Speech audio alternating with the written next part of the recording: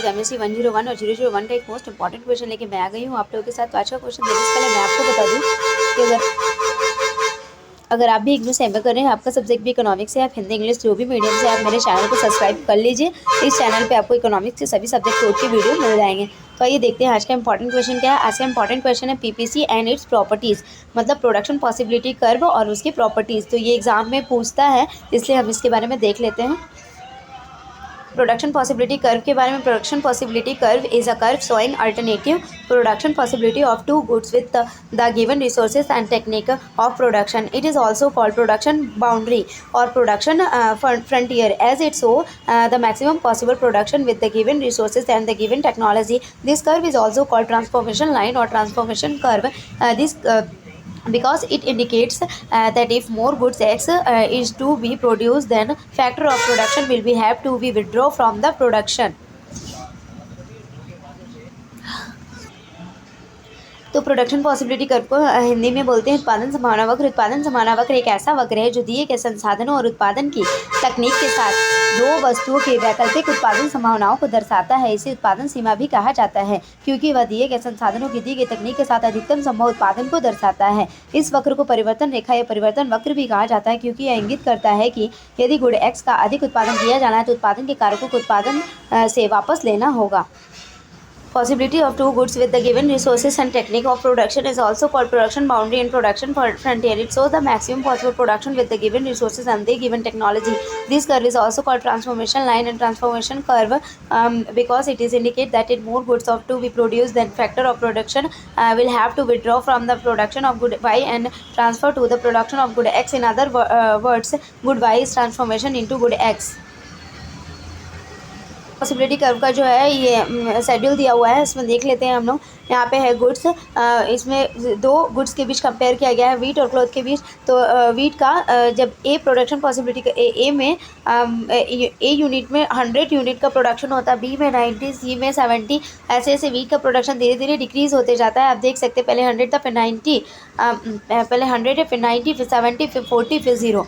और लेकिन क्लोथ में पहले 0 था, फिर धीरे धीरे इंक्रीज़ हो रहा 1 2 3 4। ऐसे प्रोडक्शन पॉसिबिलिटी कर्व में रिसोर्सेज का थोड़ा भी मात्रा इधर से उधर हो रहा है तो ये सीधा डिक्रीज़ हो जा रहा है और ये इंक्रीज़ होने लग रहा है। ठीक है, तो यहाँ पे 3 कंडीशन दिया हुआ है इसका, वो 3 कंडीशन हम लोग देखेंगे इसका। This is table is drawn on this assumption resources are given resources are fully efficiently utilized and technology remains constant। Technology जो है वो कांस्टेंट है। ठीक है, 3 मान्यताओं पर तैयार की गई है। वो पे संसाधन दिए गए हैं, दिए गए संसाधन का पूरी तरह से और कुशलता से उपयोग किया जाता है और तकनीक जो है वो स्थिर रहती है। ठीक है, पापा नीचे है तो फिर benefits. There are many alternative possibility of production of wheat and cloth. For instant under possibility B is to be 90 lakh tons of wheat and 1000 bales of cloth. Under possibility C is the 70 lakh tons of wheat and 2000 bales of cloth. And under possibility D is it is 40 lakh tons of wheat and 3000 bales of cloth. Representing these various production possibility on a graph, we get production possibility curve as in figure 1। Figure 1 में हम production possibility curve के बारे में देखेंगे। गेहूँ और कपड़े के उत्पादन की अनेक वैकल्पिक संभावनाएं हैं जो एक लिमिट से, ठीक है, सीमा में है। आइए दिखाते हैं। उदाहरण के लिए संभावना बी के तहत यह 90 लाख टन गेहूँ और 1000 गांठ कपड़ा है। संभावना सी के तहत ये 70 लाख टन गेहूँ और 2000 गांठ कपड़ा है। तो जैसे जैसे गेहूँ का जो प्रोडक्शन है वो कम कर रहे हैं, तो देखिए क्लोथ का प्रोडक्शन जो है, जब वीट का प्रोडक्शन कम कर रहे हैं तो क्लोथ का प्रोडक्शन क्या हो रहा है, इंक्रीज़ हो रहा है। ठीक है, और संभावना डी के तहत यह 40 लाख टन गेहूँ और 3000 गांठ कपड़ा है। इन विभिन्न उत्पादन संभावनाओं को एक ग्राफ पर निरूपित करने पर हमें उत्पादन संभावना जो वक्र है वो प्राप्त होता है, जैसा कि चित्र 1 में दिखाया गया। चित्र 1 को हम लोग अभी देखेंगे। तो यहाँ पे हम देखेंगे ट्रांसफॉर्मेशन कर्व और प्रोडक्शन पॉसिबिलिटी कर्व को कि कैसे, मतलब दोनों का एक ही नाम है दोनों का, ठीक है, एक ही चीज़ है मतलब दोनों। तो आइए यहाँ पे देखते हैं प्रोडक्शन पॉसिबिलिटी कर्व कैसे है। देखिए ये यहाँ पे कॉनकेव है, इधर है वीट का प्रोडक्शन, इधर है क्लोथ का प्रोडक्शन, इधर है क्लोथ का जो है डायग्राम देख रहे थे। तो यहाँ पे देखिए इधर क्लोथ है, इधर क्लोथ है, ठीक है, और इधर है आपका वीट।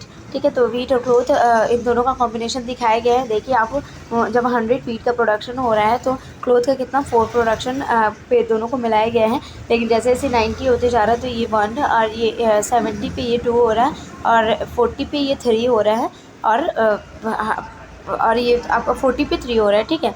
और यहाँ से यहाँ दोनों का कॉम्बिनेशन दिखाया गया है। ये देखिए यहाँ से यहाँ ये जो कॉन्केव सेव है यहाँ पे दिखाया गया है, ठीक है, दोनों का प्रोडक्शन। अब आगे देखते हैं। ये 2 बेसिस प्रॉपर्टीज़ है जो इसके कैरेक्टरिस्टिक्स हैं वो पीपीसी के प्रोडक्शन पॉसिबिलिटी कर्व के। पहला है production possibility curve slope downward. आपने देखा होगा कि जो प्रोडक्शन पॉसिबिलिटी कर्व था, ठीक है, वो डाउनवर्ड था, ऐसे स्लॉप डाउनवर्ड था, ठीक है।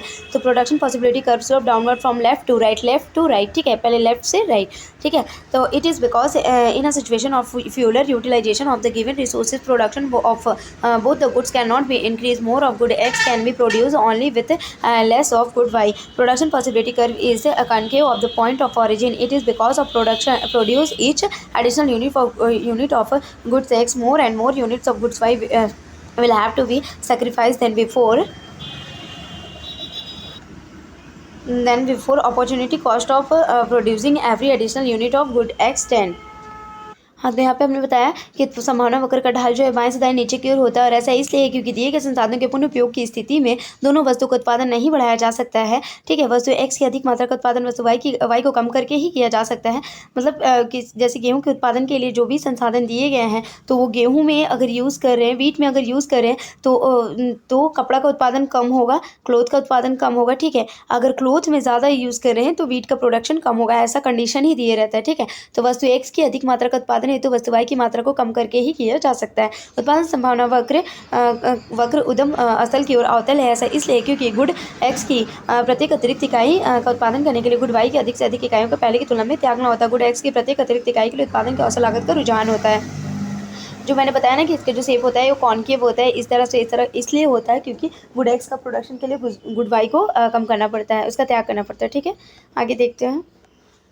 The loss of production of good Y, in other words, transformation of shifting of resources from one use to the other, will obey the law of increasing marginal opportunity cost, or PPC is concave to the origin, because as more and more resources are shifted from the production of one good opportunity one to the production of other good opportunity to marginal opportunity cost tend to rise.